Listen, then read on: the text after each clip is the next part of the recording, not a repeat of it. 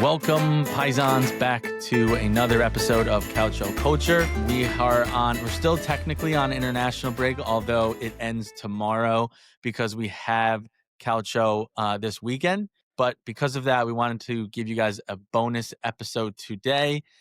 We will be breaking down the top midfielders or ranking the top midfielders since the 2010 era to present day.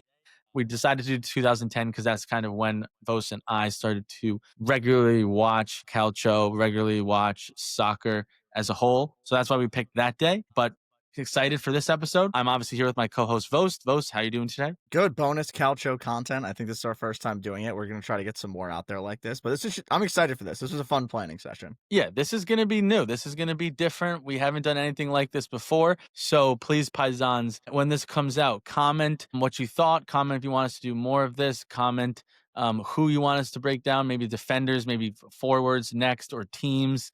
But it's going to be a fun, interesting episode. So excited to get into it. But just real quick, we will be obviously be covering and getting back to our regularly scheduled program, if you will, next week, covering the games as well. But this is just a fun thing to add in to give you guys more content. So let's just jump right in, Bos, right? Let's jump right in. So we're doing top 26, and then we have 4 honorable mentions. Don't know why. We know why we have 26, but it's too much to You get can into. let them know. You can let them know. Motts messed up the sheet, and we didn't want to change it. It was too much work to change it. So we're doing top 26. So we're breaking down 4 honorable mentions. I'm going to add a 5th honorable mention just because I want to talk about him. My 2, Fabian Rui, who was great on Napoli, unfortunately left right before they won the Scudetto, played over 100 games for the club, was one of the better players on the team the entire time he was there. My other one is Lucas Biglia, who I think is a little bit less known. He was on the Lazio team with Sergej Milinkovic-Savic, Luis Alberto, Ciro Immobile. It was kind of the number 6 there that was just kind of hanging around, played a ton of games for the club, was kind of a piece of that. But just gets knocked from the list. And then the third one's Gary Medel. I'm not going to talk about him at all. It's just a guy that I've always liked, was around for a while, and I think was pretty good in the league. Yeah, those are first 2 honorable mentions. My 2 were, first one is Koopmeiners. Honestly, I think Koopmeiners would have made this list if it wasn't for his major flops that he's had at Juventus. His time at Atalanta, he was a top midfielder, won the Europa League with them, had multiple seasons of 10 plus goals, and was sold for 60 million. And that doesn't happen. The highest midfielder, I believe, to be purchased in Serie A history. And then my second one is going to be Alan from Napoli, just an absolute bruiser of a guy in terms of winning the ball back, defensive play, and was a core in the Napoli midfield for a very long time in the 2010, 2015-16 era. Was him and Hamsik kind of brought Napoli to where the stepping stones to get to Napoli to where they are today. So he didn't necessarily win a lot of trophies with Napoli, but what he meant to them and what the club and what he did for them is why, in my opinion, he had to make the list. But those are the 4, or technically 5 with the bonus one, in terms of the honorable mentions of the best midfielders since 2010. Now I'm going to share my screen and we're going to get into it. And a little bit, but just really quick before we dive into the ranking, kind of what went into this in terms of what our Bos and I's thought process to rank is a lot, right? And we understand that it's going to be a little subjective and opinionated, but we're going to do our best to be as unbiased as we can. And just some scales that went into this were longevity, so the length of which they played in the Serie A, peak, so what they look like at the peak of their powers, their best season, consistency, how long were they able to do it for and be put up very good numbers for, awards, so team won trophies, how many Scudettos, how many Coppa Italias, how many Super Coppas, and then individual awards. And so we did our best to measure them all. And we're going to do a live ranking with the players that you see on your screen now. You guys might disagree with some of these, but it is very subjective. We don't even know what our list is going to be. Like, we're literally doing this live. Yeah. And if you disagree, comment it. Comment who you think should have been, who we left out. Comment who should have been in a different tier. Please comment. We encourage that. Anything you want to add, Bos, before we do? No, I think that covered it good. I think we're gonna play around with this as we go here, though. I'm interested to see what this looks like because I have no idea. Yeah. All right. Perfect. So we're just gonna start from the bottom of the list and work our way up, so the Paisans know that. So we're gonna start with Brozovic. I'll let you take Brozovic first, Vos. Yeah, so Brozovic, guys, we're gonna kind of do this the same way every time. We're gonna go through like kind of major stats, major trophies, and then we'll kind of try to place him here, and then we'll talk a little subjective, right, about the guy. So Brozovic, known for being on Inter Milan, he has 1 Scudetto, 2 Coppa Italias, 2 Super Coppas, Serie A Midfielder of the Year in 2021, and was also Team of the Year that year. In addition to that, 269 games, and this is important to note, I should have mentioned this. Our stat lines here are for Serie A and Coppa Italia only, so it's excluding any big Euro and Supercoppa. So excluding Champions League, Europa League, Conference League, whatever it is. So 269 matches played, 28 goals, 37 assists, so total goal contributions is 65. Marcelo Brozovic, though, I think you got to look beyond the goal contributions to really see the player that he was. More of a bruiser 6, sitting at the base of the midfield. Was kind of a regista in a way. He was, I guess, for people that never watched him, he was kind of like Stanislav Lobotka, but covered some more ground, had a little bit more bite. Didn't really try to do too much when he had the ball, and was just an exceptional player and a key piece of this midfield for Inter Milan. And I think just to go and say like he was a Serie A midfielder of the year in the year that Inter won that first Scudetto under Antonio Conte says a lot. That was a really good team, and there was a lot of good midfielders in the league at that point. So for me, this is tough. I feel like we've got to put him. I want to say he's going to end up 16 to 20, but I can put him 11 to 15. I like the 16 to 20 range as well. I think you covered a lot of it. The thing that he was known for was the ground that he covered. Every game he played, he covered the most ground. Winning the Serie A Midfielder of the Year in a time when there was very strong midfielders is very impressive. I'm comfortable with putting him here for now, and as we go, we can see where he shakes out. Yeah, I could move him up. He's got so many games played. That matters a lot. It does. But let's leave him there. Let's leave him there for now. You want him? We can move him up for now. No. Leave him 16-20. I think he'll be bound. I want you, and I know you did Brozovic, but I know the next guy on the list is your boy as well. You were high on this guy even when he was on Fulham. This is going to be Zambo, so I want you to speak a little bit about Zambo as well. Yeah, I mean, as a podcast, as a show, you guys know how much we love Zambo Anguissa. Obviously, 2-time Scudetto winner with Napoli. I think the other thing that goes into that too, both of those Scudettos, was A, he was really important, and B, Napoli were kind of underdogs in a way, and I think both of those, and they were never the favorite to go and win the Scudetto, so I think that says a lot about him. And then just total stats, 147 games played, 13 goals, 13 assists. So it doesn't really light up the scoring sheet, but I think he's a 21 to 26 guy, to be honest with you, Motts, just because he isn't like a staple of Serie A in the way that most of these other guys are, I'd say. And it's kind of unfortunate. I think he could become that, right? Like if Napoli win it again, he's definitely in the conversation for one of the best of all time to do it in Serie A, I think. He just hasn't really been around long enough on like a good enough team to do it for me. I had him in my head higher. However, when we were going into this, looking at the stats, looking at the career, I do agree 21 to 26 is good. I think from me, it was a little bit of recency bias because he did win 2 of the last 5 Scudettos, but I think Brozovic overall is a better player, and Brozovic winning Serie A Midfielder of the Year, Zambo never winning Serie A Team of the Season is something to be said. So I'm comfortable leaving Zambo in the 21 to 26 range as well. Moving on, next we have Tijani Reinders. I'll quickly speak on him, and then if you want, you can add a little bit to him. Tijani Reinders had one of the best midfield years we've seen in the last 15 years last season with Milan. He had over 10 goals, I want to say, last year. I don't remember the stats specifically off the top of my head, but he was scoring goals left and right. He was the one bright spot on the Milan team. With that said, he didn't do it consistently enough, and he only played a total of 80 games at Milan. He had 15 goals and 7 assists, bringing 22 goal contributions, and most of that was last season. So because of just the lack of longevity and kind of the one season wonder, I'm comfortable putting him in the 21 to 26 range. Want to hear your thoughts? His peak was excellent. That's the thing that I'm thinking about. Like that, he was so good that year, and that was the most expensive midfielder ever to leave Serie A, I think, right? When City bought him. How much? Tonali, right? No, Tonali went for less, I think. So we got to. I might put him. He's got to be 21 to 26. I think in my head have him higher than Tonali though. Okay, that's fair. So then here we'll throw him in here for now. Yeah, 16 to 20, I just think like regardless of stats and games played, he was so dominant last season that I think that was one of the best single season performances, like Yeah. you said, over He the did last win 15 midfielder of the years season last year and team of the season as well. I forgot in to a mention that. terrible Milan team. Yeah, that's true. So I Okay, so think I'm that says a comfortable. lot. Yep. I'm comfortable putting him in the 16 to 20 range. Next up is Sergei Milinkovic-Savic, who is my The absolute the boy. Juventini that never was, really. Yeah, literally, actually, though, very sad that he's in Saudi now and it's kind of wasting his talent. But this guy's one of the most talented midfielders I've ever seen play the game.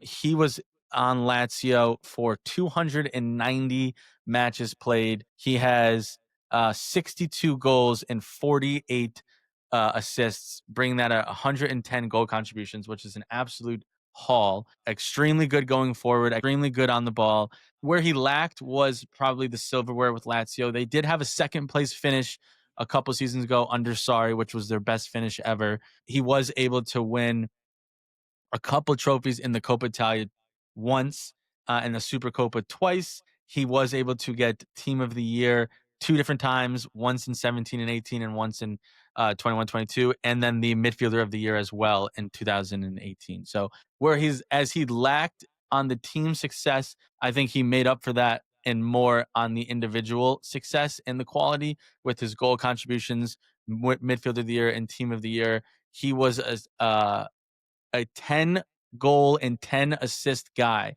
for 4 to 5 straight years. And because of that, I'm comfortable. I would put him all the way up in the 6 to 10 range. I I want to hear your thoughts on that. I think there's a legitimate argument to make him 1 to 5. He is one of those guys that fell curse to Latito, right? Like, he was so good and everybody wanted him, but the price tag, like, just never nobody was willing to do it for one reason or another. I think it was before people were really splashing like 100 million like every other guy or every other year. Um I mean, but this guy is one of the most exciting players I've ever watched and was a complete player, extremely good offensively, extremely good defensively. And then it also helped that he was like 6'4", absolute titan of a midfielder, and just like a staple of Serie A for a really long time. I'm comfortable in 6 to 10 months, but I think at the end there's going to be an argument that you can get him in 1 to 5. I think so too. And once again, and we're going to say this a lot, very interchangeable. It's really hard to get into the weeds of this once we like try to actually order them from 1 to 26. But I'm comfortable putting him in the 6 to 10, but I don't disagree with you that he has a legit shout for 1 to 5. Moving All right. on, Scott McTominay next. Kind of in a similar vein, in my opinion, to who we just talked about in Tijani Reinders, new to the league. This is his second year, is this year. So he's really only had 1 year, but that year was peak in terms of what he was able to do, right? He won Serie A MVP last season, which obviously means he's this team of the season. He was in the team of the season. He has one Scudetto last season. And in that season, he was able to score 10 plus goals. He has a total of 48 matches played with 15 goals and 5 assists. And most of those came last season. I think he has what? A One, two couple this goals, year, yeah. 2 goals this year. So 13 goals last year plus the assists. It's hard to argue anyone on here that has had a better peak than Scott McTominay just because he won the Scudetto. He had the most goals. He was MVP. With that said, we haven't seen a lot. So I'm in one of the bottom 2 tiers here for me is where I want to put Scott. If we put Tijani in this tier, I would put him I here. would agree. I think you have to put them next to each other. So I think I'm good with that. 16 to 20, yeah. And that's solely because he hasn't played that many. Yeah, he hasn't been games. around long. And Yeah. I would say, like, as good as his year was, like, Reinders had a just as good of a year in a different way. Like, obviously didn't get the silverware, but I mean, Tijani's the guy that went for so much money, but you have to put Scott ahead of him. Yeah. All right, next up, Zalewski. You want to take Zalewski? Zielinski. My bad. Thank you. So Peter Zielinski is a one-time Scudetto winner in 2022, 2023. That was with Inter, right? Not with Napoli. No, he won with Napoli. Oh, he did? Okay. So Yeah. he won with Napoli. He also has a Coppa Italia with Napoli. 19 games played in Serie A, 46 goals, 52 assists. This is a tough one because we're kind of recency bias here. Like, you forget that this guy has been just in the league getting it done for so long. I mean, 419 games is absolutely insane. Almost 100 goal contributions. I kind of forgot that he was good, to be honest. And now, like, I'm kind of rethinking where we need to put him. Yeah, he definitely fell off. His fall off with Inter was pretty big. Like, he hasn't been able to get into the squad. He was really good for 1 or 2 seasons with Napoli when it was him, Labaka, and Zambo in the midfield three with the Cavada and Osimhen. But because of his kind of recency bias and his lack of consistency over the last 2 seasons, I'm comfortable putting him next to Zambo, but probably in front of Zambo when it's all said and done, because of the games played and the goal contributions that he's done so far. I would agree. Zambo's got 2 Scudettos, though. Zambo does have 2 Scudettos. Zelinski's been around, though. Yeah, you got to put him ahead of Zambo. Yeah, I agree. I think you got that right. Okay, moving on. You got the next we have guy, Vidal, who was a pillar in the Juventus reign of their 2010s to 2019 9 straight Scudettos. He was an absolute machine. He was a box-to-box midfielder who one season, I don't know the exact number off the top of my head, but he had like 32 or 35 goal contributions specifically in one season as a box-to-box midfielder, which is just unheard of, right? And so his peak was one of the best peaks we have on this list. And then you take a step back and you zoom out, and what did he win, right? And he won Scudettos. He won 4 with Juventus from 2012 to 2015. He won 1 with Inter. He won a Supercoppa, or he won a Coppa Italia. He won multiple Supercoppas with Juventus and with Inter. He's won Player of the Year. He's been on multiple Team of the Years. He has done it all from an individual perspective, from a team perspective. And then in terms of games played, he has 188 games played with 37 goals and 22 assists with 59 goal contributions. And this is a box-to-box midfielder. His main objective is not to score goals and to get assists. It's to win the ball back, drive the ball forward. And he put up those stats and those awards. And because of that, I'm comfortable putting him in top 5. I think he did it for long enough. Really? I think he did it for long enough. I think his peak of his powers was one of the best, if not the best, on this list. And I'm very comfortable putting him in top 5. I think from hearing from what you said, you're not. So let's hear what you I was 6 to 10, but I think we can put him 1 to 5 for now. I mean, the way of looking at Vidal is he was one of the 3 or 4. He was a lock 11 guy in one of the best Serie A teams of all time that also got to 2 Champions League finals. Was he in the second team? Yeah.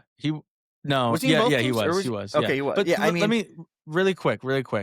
In his from 2011 to 2015 at Juventus, goal contributions for a box-to-box midfielder: 11, 17, 16, and 11 in just the Serie A.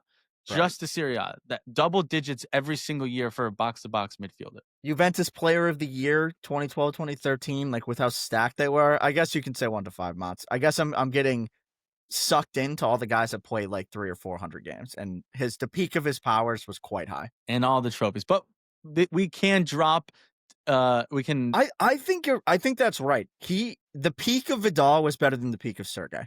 I'm good with that. Yes, I would agree, and I love Sergei. But we can always drop Vidal later as we continue to get to players. You can take the next guy. You can take him. This is another Juve. There's so many Juve guys, dude. You got him.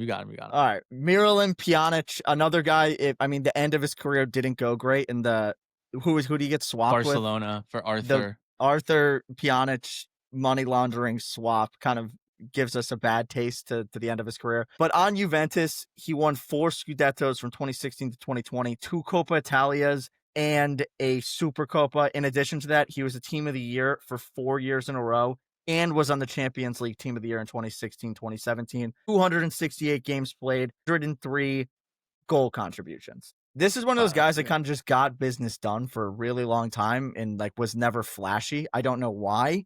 I mean, I guess when he went to Barcelona, part of the thing was like he's going to be really good there. It didn't work out. The managers didn't like him. And that's kind of what we remember about him. I mean, but that's an absolute haul. And like in terms of he's silverware, a midfielder. Played, and what I will say is he took over the Andrea Pirlo position. He was the transition period from Pirlo, and Pirlo's peak was, we're gonna get to Pirlo, but Pirlo was won the best midfielder of the year 3 straight years, won the best player in the year 3 straight years, and he then left, and it was, well, we're gonna have a major drop in play, and he did not allow that to happen. He also had a lot of good seasons on Roma as well before he made the move to Juventus, and I mean, after hearing that, like, I think he's 6 to 10 for me. yeah, he's definitely 6 to 10, but after hearing that, maybe Vidal might be a little too high for me. But we'll see, because as we keep going. Yeah, the problem is I don't want to put people top 5 yet, and I'm like hesitant to do so. Yeah, but we can always drop them. Okay, moving on. Next we have Papu Gomez, who basically is how Atalanta became who Atalanta is right now. It's a very similar story to what they're doing today. They found kind of a diamond in the rough. He wasn't a very well-known player, but just put up statistics and won them games. And didn't win a lot of silverware with Atalanta. Just some of the stuff that he's done throughout his time at Atalanta. He had the top assists twice. He was a Champions Team of the Year once. He was in the Serie A Team of the Year once, and he was a Midfielder Team of the Year, or Midfielder Player of the Year once as well.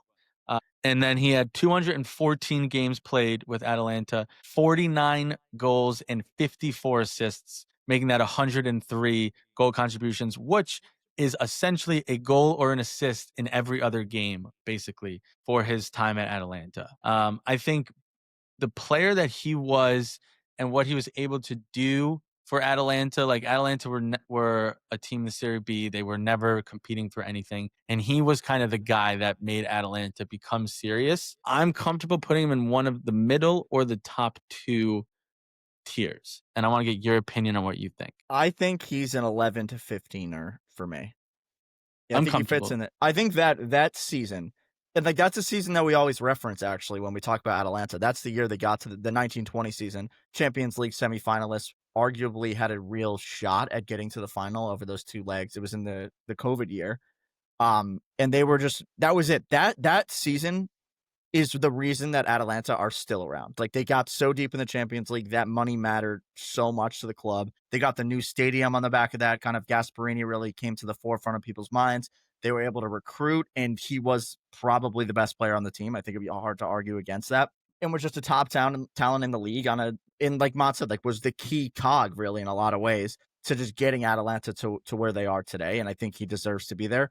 I'm not sure he's not good enough to get into that top 10 mix for me. Like those top 10 guys were really, really, really good for a really long time. But Papu was amazing. I mean, if you play FIFA, he was also nasty in FIFA. So. Yeah, he was. He was real good in FIFA.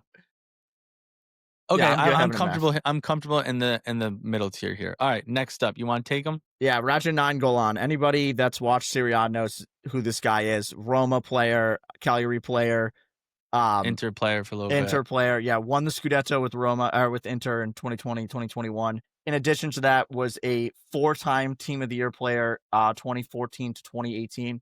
And then Roma's Player of the Year in 2016 to 2017. 344 games played, 82 goal contributions. True box-to-box midfielder, titan of Serie A for a very long time, and was just kind of on that Roma team that just never really got anything done. I mean, they never won he's lacking the silverware in terms of the team. But you talk about, well, number one, you just mentioned FIFA.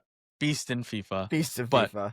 You got the blonde mohawk, the neck tat. He had some off the field issues for sure, but you want to talk about a guy with a goal catalog of just screamers outside of the box, consistently being a goal scoring midfielder year in and year out. 34 games played in the Serie A. One of my favorite midfielders I've ever watched. I have him comfortably in 6 to 10. I think his peak of his powers could even get him to 1 through 5. But I'm comfortable putting him in 6 to 10. I think I agree. I thought you were going to say 11 to 15, but I think he's 6 to 10 for sure. Yeah, and I think he's better than SMS as well. I think this is the right order for right now. SMS is sliding down the list right now.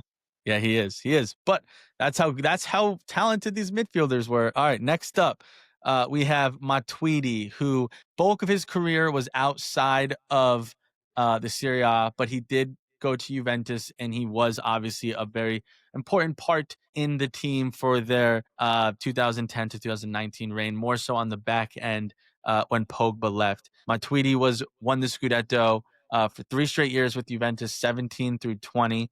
He won the Supercopa 2 straight years, 17 through 18, 19. Not that much individual awards with him, right? Never won Serie A Team of the Season, never won Midfield of the Year, I think justifiably. 95 games played, 3 goals, 4 assists for a goal contribution of 7. But Matuidi is not a goal contribution guy that he never was. He is the classic box to box bruiser, win the ball back, possess the ball. He was a very big pillar in the team. But with that said, I think a rightfully spot for him is going to be the last tier here. I can comfortably say that. Very good player. Just the peak of his powers was elsewhere. He came to Juventus when they were already reigning. He allowed them to continue to do so, but didn't really add anything to the club. Yeah, this was the guy that we couldn't take off the list here, so he's 26 for me. I would agree, but he was a really good player. Lokes actually has a Blaise Matuidi Inter Miami jersey for people that don't know that. That's a fun fact. And then what's an important part of the France setup, I think beyond that, I think he's gonna be a player that a lot of people forget about. But if you were around for the Matuidi days, he was very important, regardless of what the stat sheet might say. He played a lot of games and was important in a lot of games, I would say. For sure. All right, next up is your absolute boy. So I feel free. don't even want to talk about him that much because I feel like I'm going to put him too high. Claudio Marchisio is my favorite Serie A player of all time. Obviously, a Juventus legend, 7 Scudettos, 4 Coppa Italias, Serie A Team of the Year, 2-time Team of the Year, and then a Champions League Team of the Season in 2014. 130 appearances and 52 goal contributions. He was kind of one of the OG box-to-box guys, like go get it done utility players, was always around for Juve. I don't think was ever the best player on any of those teams, but was just around and was a piece of the best run in Serie A history. Piece. And I don't want to rank him too high, so I'd rather have you kind of drive that. But for me, I would put him in the 11 to 15, to be honest. I would go higher. I'm saying that because you're a Juve fan. Very confidently putting him in 6 to 10. See, my problem with that is that I don't think as a pure soccer player, he is better than a lot of the guys 1 to 10 and never had like a season better than those guys. It's my problem with it. He's right on the cusp. He's like 10 or 11, right? Now, he's got the most silverware on this list that we have. He has won the most team trophies. He's obviously lacking in the individual side of it, but he did win team of the season twice and champions team of the seasons as well. So that helps him. Injuries hurt him a little bit, but what Marchisio meant for this Juventus team, like he was in the starting lineup with a midfield of a Vidal, Pogba, Pirlo, Marchisio. He was in the starting lineup with the midfield of Pogba, Khedira, Matuidi, Marchisio. He was in the starting lineup playing every game when he wasn't injured, no matter who was in the locker room. And we had very good players in the locker room at all times, and he was one of the key positions in the midfield. So I'm going to put him in the 6 to 10, and we can possibly bump him down. Yes, he has. Bo's got the picture. How many games has he played for Juventus? 389? He has played 230, I have here. No, but that's just Serie A. But that picture shows how much he has in the Copa, true. the total amount for you. 389 total appearances. So, but that's obviously 2006 to 2018. He was on Juventus. He's, in my opinion, like his longevity is 6 to 10. And I'm surprised you didn't. I'm surprised you didn't have him there. I think we're gonna bounce him like when we go through the peak of some of these guys. All right, that's fair. Okay, next up, you want to take Luka? Yeah, Luka Modric. I mean, there's not much to say. I'm not even gonna go through the stats. He's obviously this is his first season in Serie A, but it's hard to argue from what we've seen that he hasn't been like probably the best regista player since Pirlo. I would say definitely at Milan. I think Hakan Çalhanoğlu kind of has a shout for being the best since him, but everything we've seen this year, he's been bossing the midfield, not missing a step, and obviously longevity is going to hurt him. But I think it's hard to say from what we've seen this year that he doesn't deserve to be on this list. I think he's probably in at 25 just because just too small of a sample size. But come the end of the season, let's say Milan win the Scudetto this year. he just automatically is in the discussion for one of the. He has to be for them to be there. He is going to be in discussion as one of the best single seasons ever in Serie A for a midfielder. And I think so far he's shown that might actually happen. So I think we got to include him here, but he definitely, for me, is in at 25. Yeah, I don't think it's a question of 20. which tier. But to your point, if Milan right now, he's midfielder of the year, right? Like there is no midfielder better this season than Luka Modric. If they win the Scudetto, he's going to win Serie A midfielder of the year. He's probably going to win Serie A MVP as well. If they win, that's a big if. Yeah.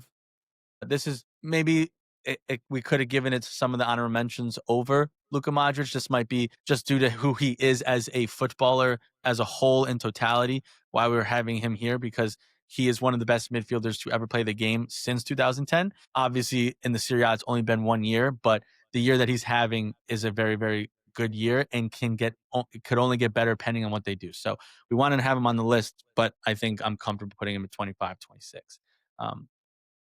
Next guy's you.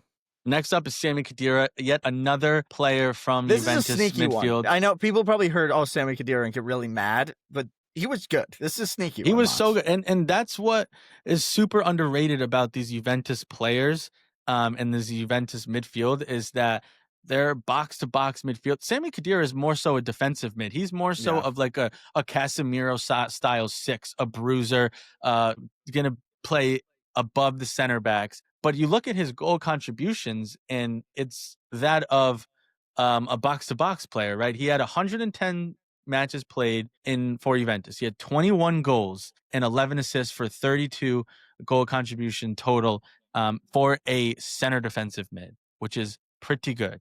And then you look at what he was able to win with Juventus. He has 5 Scudettos from 2015 to 2020 and 3 Coppa Italias from 2015 to 2017. He didn't have any team of the years or midfielders of the years or anything like that, but what he meant to Juventus in terms of being able to continue their reign in five in a row, he was a very, very big player, and I'm comfortable putting him in the 16 through 20 range. Oh, I was going to say he is behind I would have him 21. You do? All right, I'll put him in here for now, but I think with some of the guys we have coming, I think he's going to make this you do, tier. Really? Yeah. Yes, I do. Okay. Next up, you could take him. Stanislav Labaka. Anybody that's been around, I mean, modern day Serie A fans definitely should know who this guy is. He's never going to be the flashy guy, but he is kind of King Regista right now in a lot of ways. 2 times Scudetto winner with Napoli, 1 Coppa Italia, and then a Serie A team of the year in 2022, 2023. Anchor of a Napoli team that won 2 Scudettos. Has just been one of the best midfielders in the league, I think, for a while now, kind of going under the radar. But you go from like Brozovic to Labaka, both. I think Spalletti made both of them, actually, now that I'm thinking about this. Maybe? No? Brozovic? Spalletti made Labaka. Yeah. I thought, who else? Spalletti, whatever. Conte was more Brozovic. Okay. But yeah, I mean, he's just a good one. I think for me, we don't need to talk too much about him. He's just a high completion pass guy, smart, intelligent player. We talk about him a good amount. Kind of had some injury issues going on. I would put him in the 16 to 20 range. I think right now. I either want to put him above Zielinski or behind Zielinski. So here's my thing. Why would you have Labaka over Khedira? I think Khedira benefits from being on the best team in an era when there were not a lot of great teams in Serie A. And Labaka winning 2 Scudettos with Napoli, being one of the best players on the team both times, carries more weight than Khedira just being a part of the 5 Scudettos. I like that. That's fair. But I think there's an argument to put Zielinski above him. Silverware matters. No, because Zielinski left and then Napoli, they still won. They missed a beat 1 year and then they won. So, okay. I think that's your answer about Khedira over Labaka is a justifiable answer. Like, you're right. Juventus had the best defense. They had amazing midfielders. They had great strikers. And Napoli didn't even win with like Hamsik or Allen or Jorginho or some of those players. And Labaka was able to get them to win. So, all right, I like that. Do we have Reinders too high now that we're looking at this? That's what I think Reinders goes below. I do. It's below Zielinski, right? Let's get to the movement after we kind of true. We can keep going. Yeah. All right. Hakan has been in the league for a long time. He's played 296 games played. He's played for Inter and Milan. However, his Milan days kind of hurt him. Yeah. Inter is where the peak of his powers have been, and he's been very, very one of the best midfielders in the league, if not the best in the over the world. I last think in the world you have to in make the an world argument for at this for the point. last 5 seasons. He has 2 Scudettos. He has 2 Coppa Italias.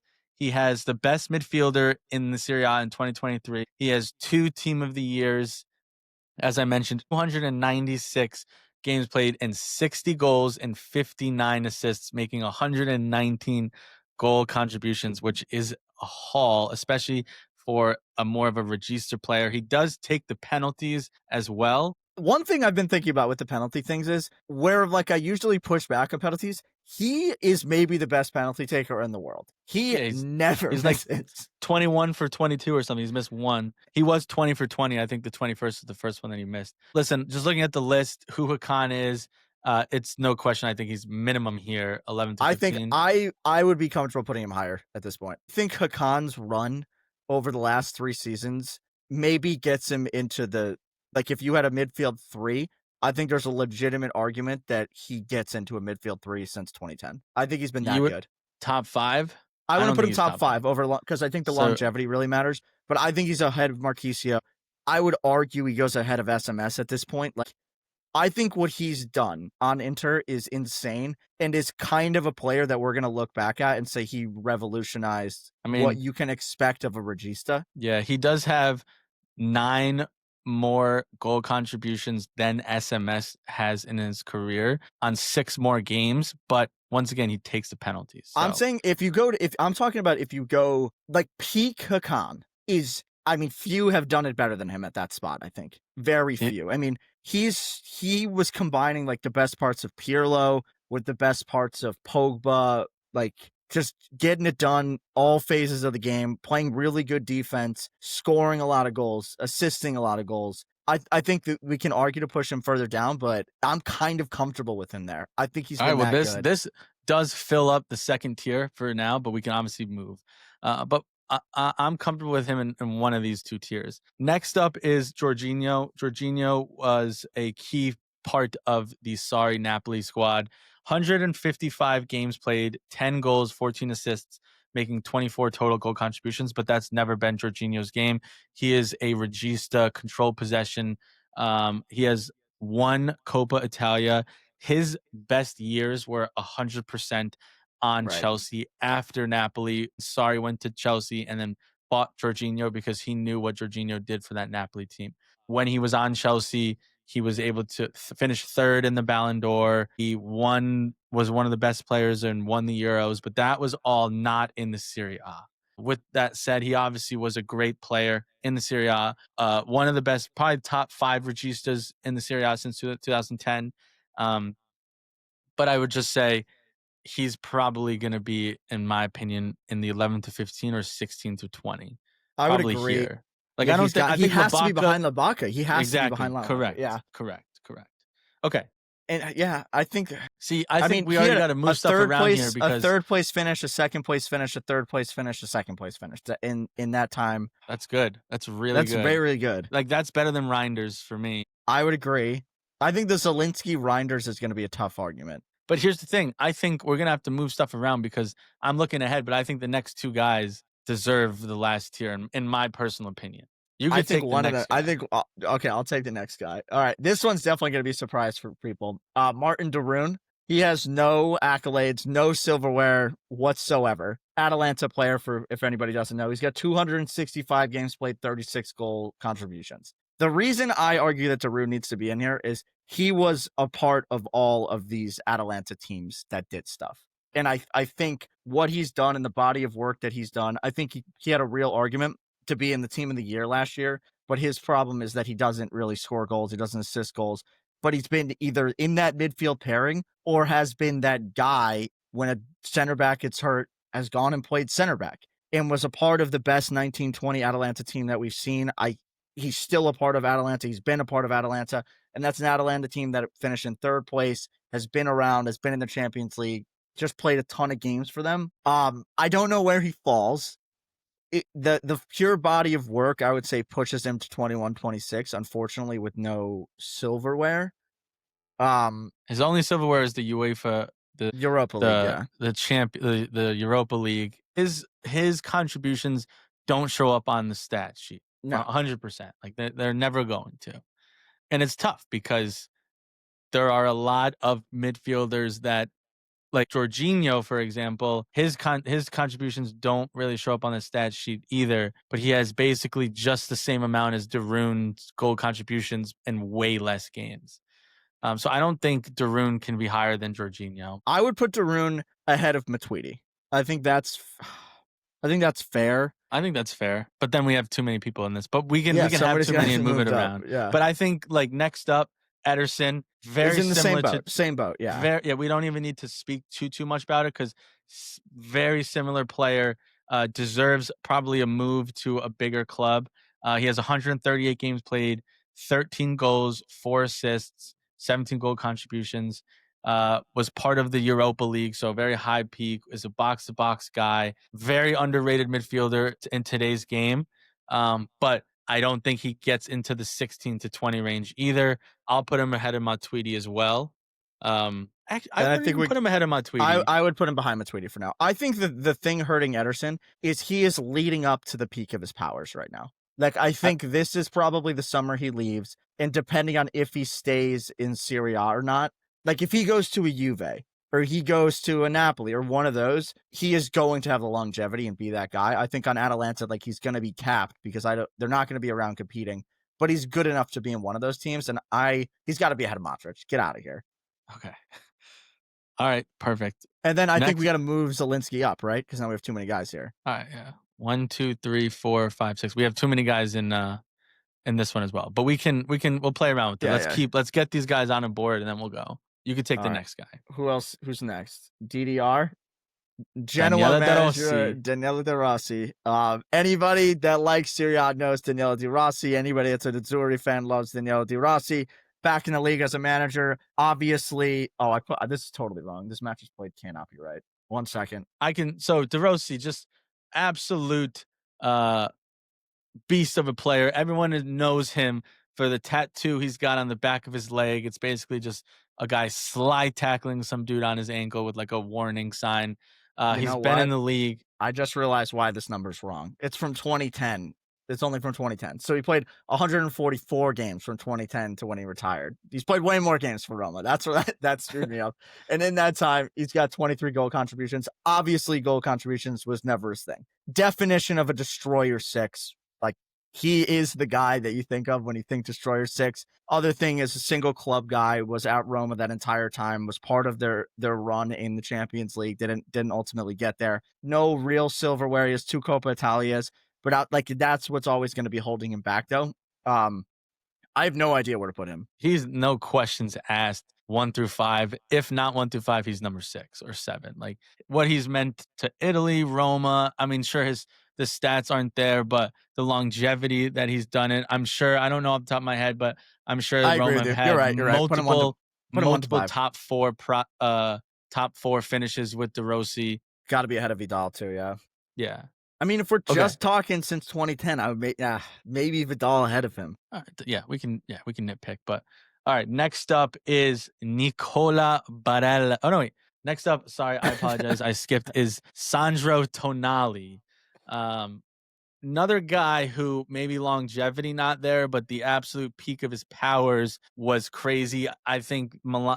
He was the best player on a Milan team that nobody thought they were going to win the Scudetto. I think Leao was Serie A MVP that year. Yeah, but Tonali did it all, dude. Tonali was the box-to-box midfielder. He played as the Regista. Yeah. He scored.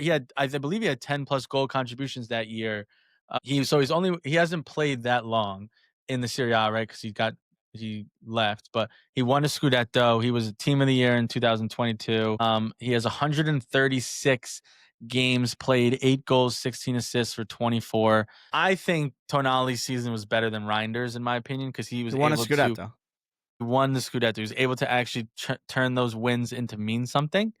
I'm comfortable putting Tonali in this range here. No, I think you have to put him behind McTominay, because McTominay was the Serie A MVP, won the Scudetto. Like, you got to compare apples to apples, I think, with Tonali and McTominay. So I Yeah, would move.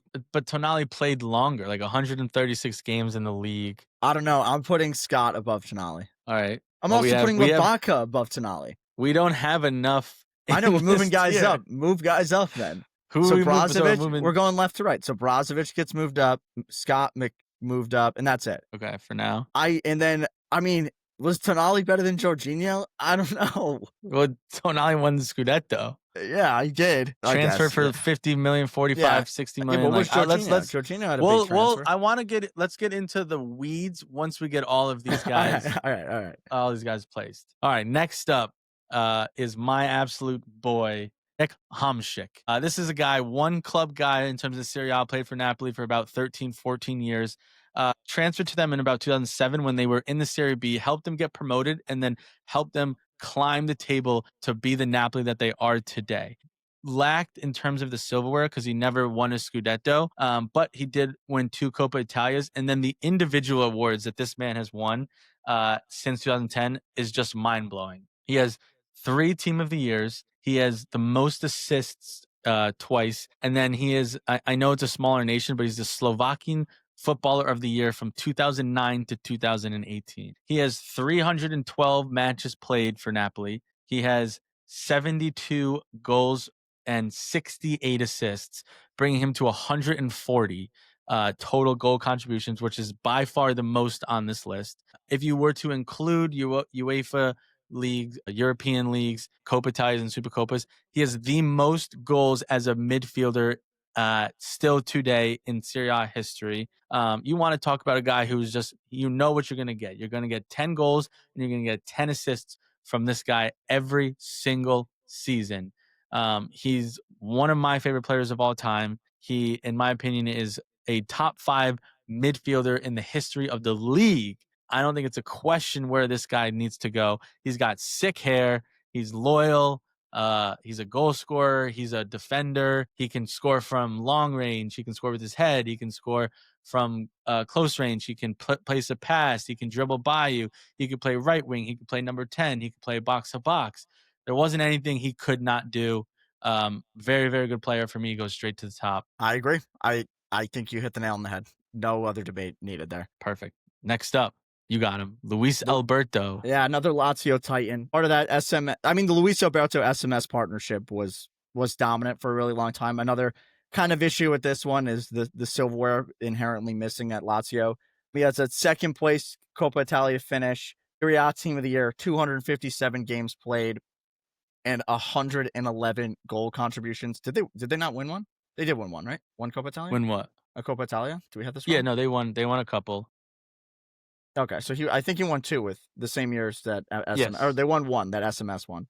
He was kind of the second fiddle to SMS in a lot of ways, but did put up a ton of goals. I mean, 111 goals for this guy is a lot. But again, I think I've always seen him as second fiddle to SMS in a lot of ways. Was more of a creative player than like that box to box bruiser that SMS was. For me, I think he comes in that 11 to 15 range. I think that's way too high. Yeah, he's worse than Lubaka. I think Lubaka. I'm comfortable moving Lubaka up. I don't think he can, like, I guess he did it for longer than Reinders. He did it for longer than Tonali. He hasn't done it longer than Zielinski. Zielinski. I would put it behind Zielinski then. Yeah, okay.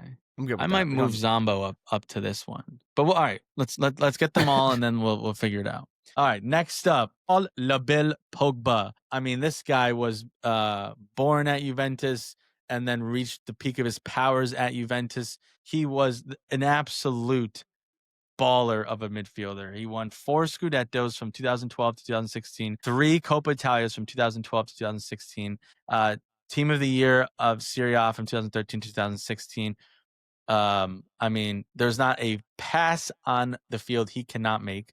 There is not a shot he can score from deep. He can score on the volley. Like the player that he was so good at Juventus. 133 matches played, 30 goals and 23 assists for 53 goals contributions total. What's so underrated about Paul Pogba and Juventus is and I said this before while we were preparing, from 2012 to 2016, it was a lock for Juventus to win the Scudetto and the Coppa Italia.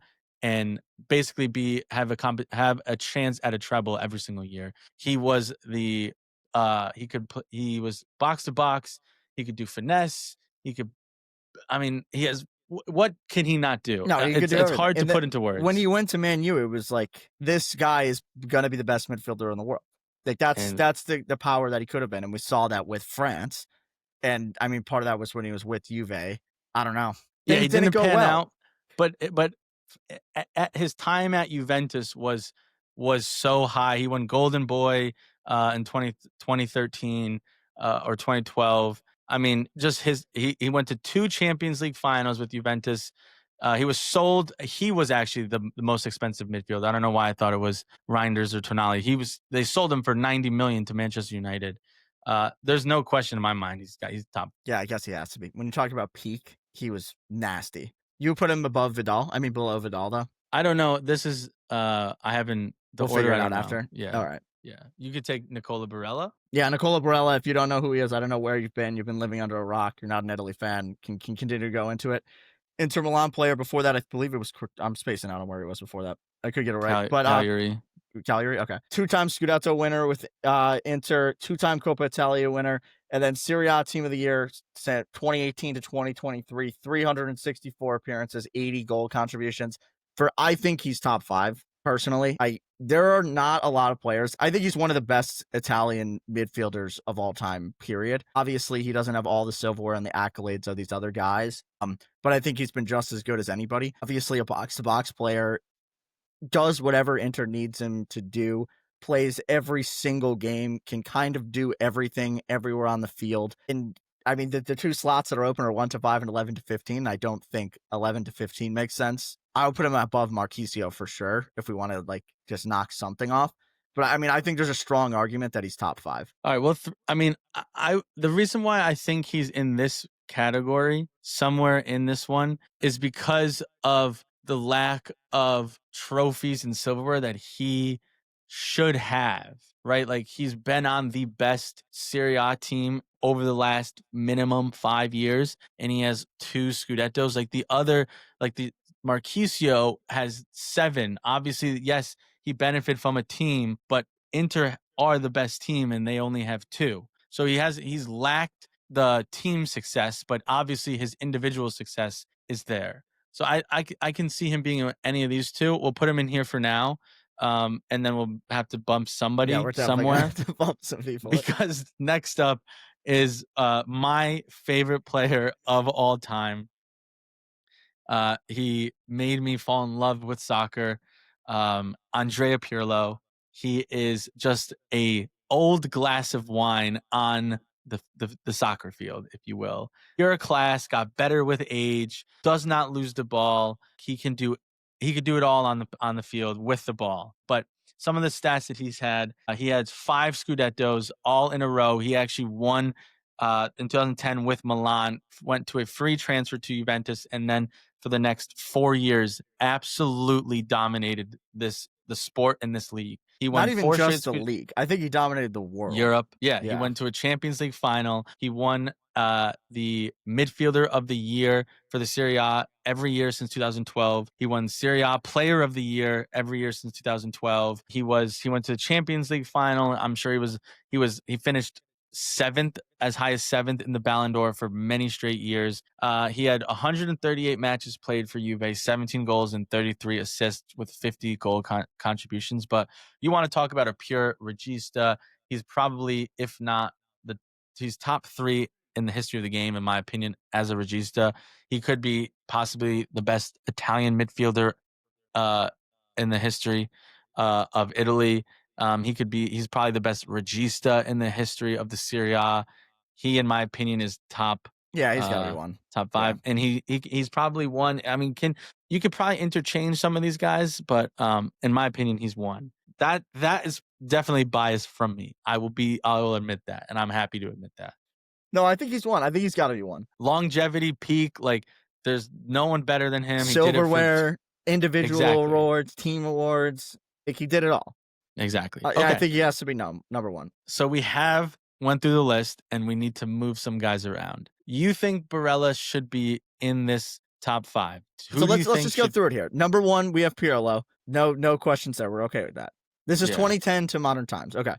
Number 2, Marek Hamsik. I'm also okay with that, just off of pure haul of what he did in body of work and longevity and all that. Vidal, De Rossi, Barella, Pogba. This is debatable, all of these. Yeah, I mean, I think like Golan can get up here as well. Like it's very interchangeable, like in terms of the weeds, but we need to hammer home what we think. So I think maybe because it's from 2010, we can move Barella above De past Rossi. like 300 since 2010, 364 games played, 80 goal contributions for Barella. I think really I'm good with tough. Barella at 3. I think it's fair. He has been such a big piece. Hakan has 119. He has like 30 more goal contributions, but he has 20 penalties. So that like you got to take that, not take it away, but you have to keep that in your back of your head. I don't think we can move Pogba down. So who do we got to move down then? Vidal. You think Pogba was better than Vidal? I do. Okay. I think that's the top 5. Barella is maybe too high. Barella is maybe too high. You could be right. Vidal's peak was very high, but Pogba is like Juventus, you know? I think Vidal has to be up here. And I think De Rossi, like I'm not taking De Rossi down because he's who he is. So we got to knock Barella down then. Which, to be fair, if you're going 2010 to 2025, Juve should kind of dominate that, just because all the silverware. So I think it's fair to have 3 Juve guys there, and I mean those were the 3 best midfielders in the league, in the best midfield in the league. Yeah. But I would say Marquisio is the close. Like Marquisio wasn't sitting on the bench because of these 3 guys. He was playing, which is why I like. Yeah, but you cannot put. Okay, if you want to try to move, I think we can solidify that's the top 5. Fair. Yes. Right. We're good there. Barella is 100% 6. I think Golan is 7. I think that's right. I don't think that's wrong. Pjanic, like you go back to with his body of work, it's the same thing. I'm not putting Hakan. Who is better, Marquisio or Pidgeotto? Pjanic? I call him Pidgeotto just for the Paisans to know. I don't know. If we're going off of silverware, Pjanic has 4 Scudettos. Obviously, Marquisio has more.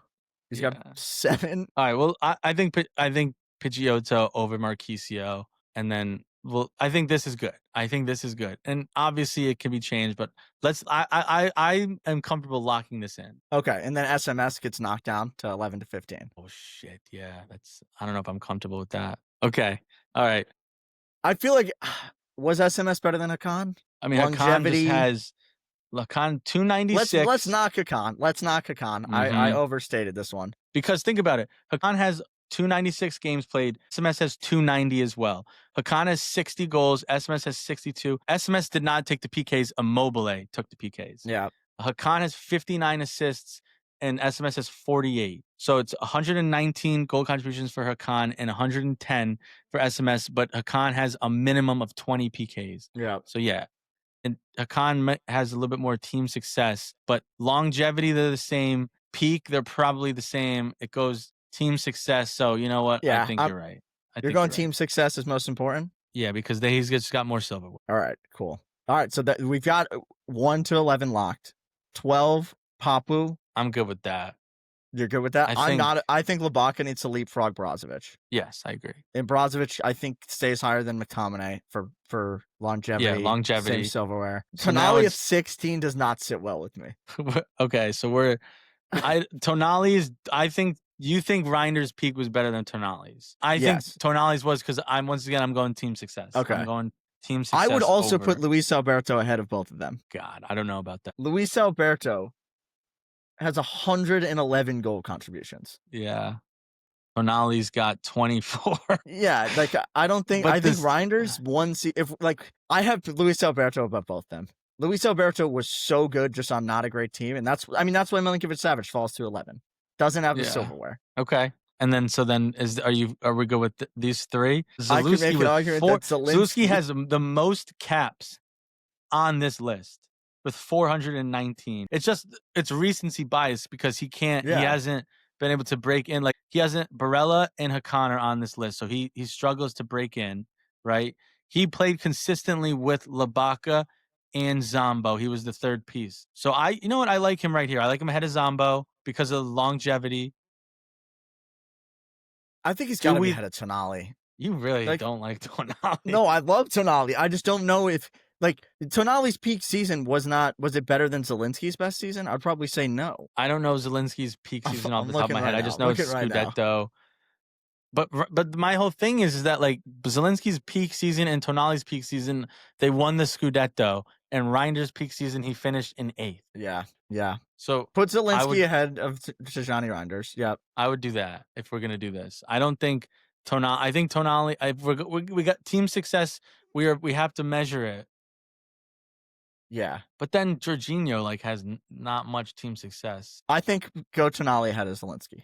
I'm looking at where they finished with him, and he had a lot of lower finishes. How do we feel about Jorginho sitting at 16? I don't love it. Luis Alberto, better Serie A midfielder than Jorginho. I kind of think Jorginho goes all the way down here. I still think Tonali's too high.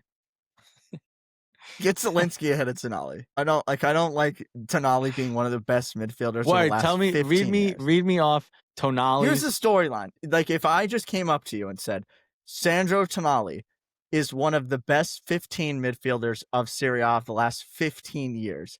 Does not sit well. I think it would. He won the Scudetto. All right, I'm good with this though. I'm good with this. Let's lock this in. Reinders ahead of Jorginho too, because yes, because Jorginho lacked the team success and then didn't have any peak season better than Reinder. He was more consistent for longer, okay, that's but fair, no that's peak. fair. Peak was not better. Zambo is the best of this group. Yes, I think the remaining group. I think this is good. Zambo, Khedira, Haroun, Matuidi, Ederson, Modric. I think that's locked in. I think I'm good with it.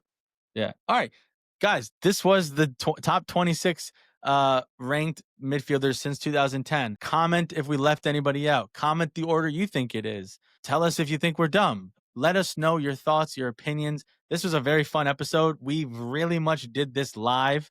If you couldn't tell of us, we were just talking like two normal, like we do every day, trying to figure out how this could look. I do think a lot of this could be interchanged. I think Barella has a legitimate shout for top 5. I think 9GOAL has a legitimate shout for top 5. I think SMS has a legitimate shout for the second tier. So a lot of it could be interchanged. This is what we came up with. Comment what you think. Please give us a like. Send it to a friend. Vos, any last words? Yeah, I'm really happy Lokes wasn't here because he'd be throwing a fit about Tonali needing to be top 10. Yeah. It would have been horrible. Thrilled about that one. But I like this list. I hope let's do this again. I don't know what we're gonna do it for, but we can keep doing these. These are good.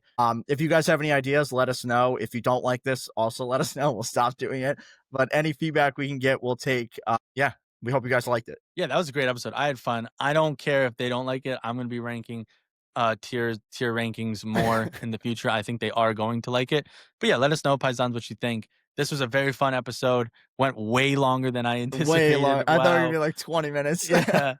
That's how hard it was. That's how many talented players that have been in just the midfield in this league. Calcio is back this Saturday. We got a lot of big games. We got Napoli playing Atalanta. We got Juventus playing Fiorentina. We got the Milan Derby. Tune in. We'll break it all down next week. Maybe another tier ranking. We'll see. Paisanos, thanks for sticking around.